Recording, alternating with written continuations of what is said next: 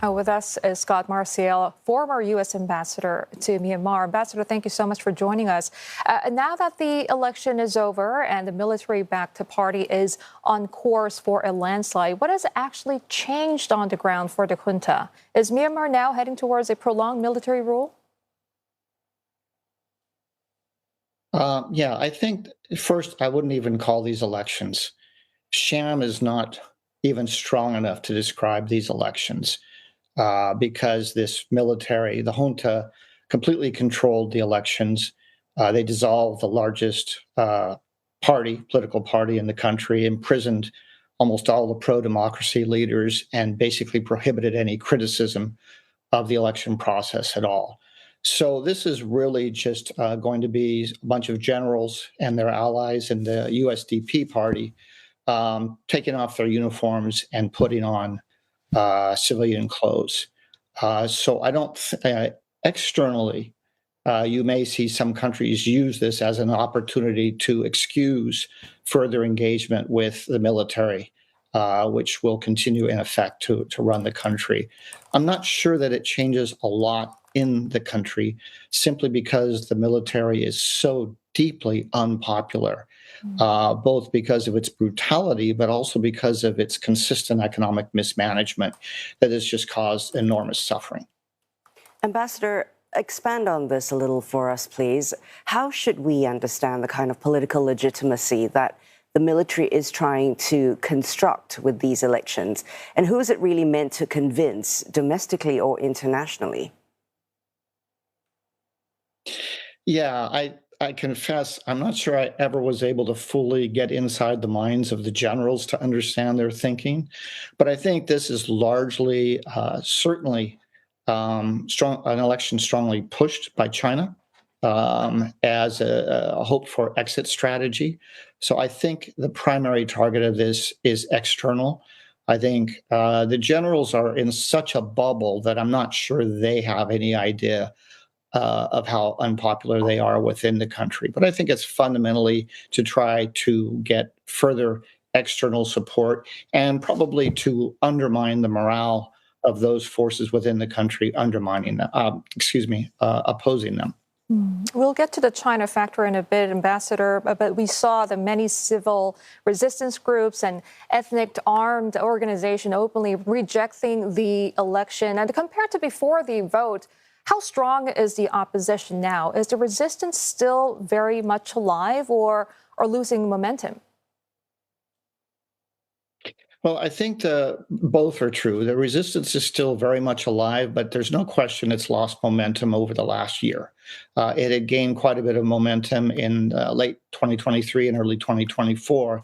And I think the turning point was really when China decided to fully back the junta with additional economic support, which helped buoy the economy and allowed the junta to gain some momentum. But it still doesn't control significant parts of the country. It's still overall rather weak. Morale in the military remains poor, but the resistance also struggles. It has a hard time raising enough money.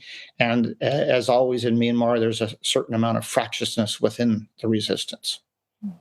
I want to go back to China, Ambassador. China's backing of this election, does that create a sustainable path to stability for Myanmar or even risk entrenching long-term military dominance?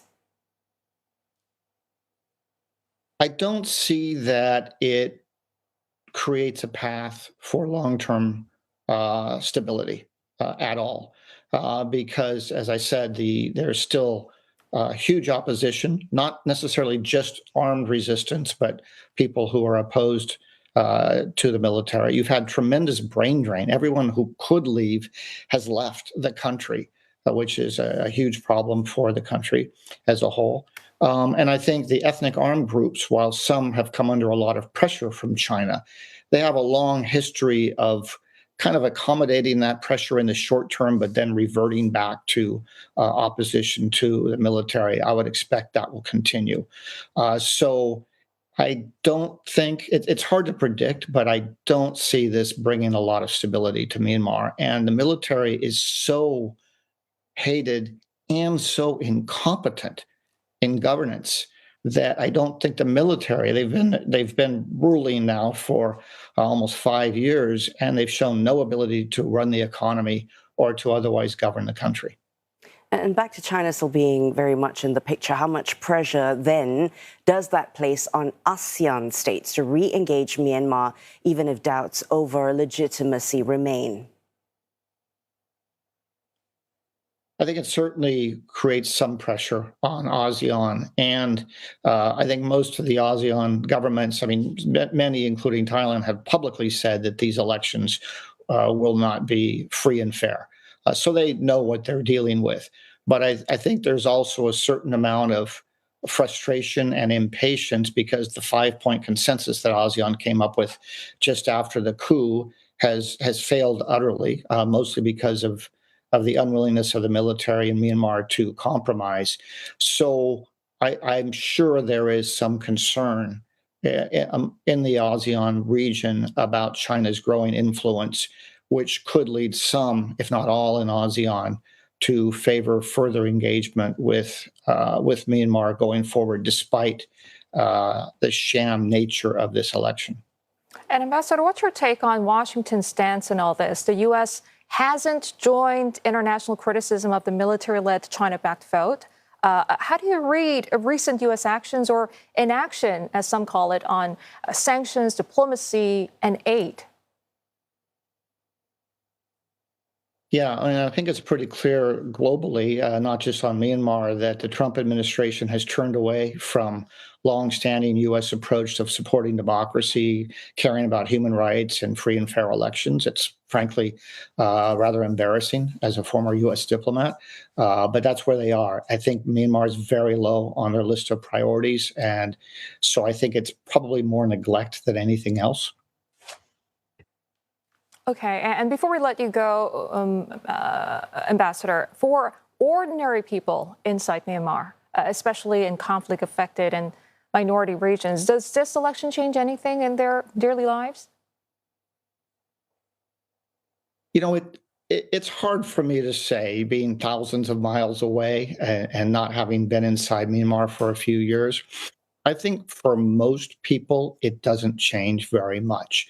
They will go from a military in uniform governing them badly and brutalizing them to, you know, generals and their allies in civilian clothes governing them badly and brutalizing them. And you know that we shouldn't understate the tremendous suffering of millions of people in Myanmar.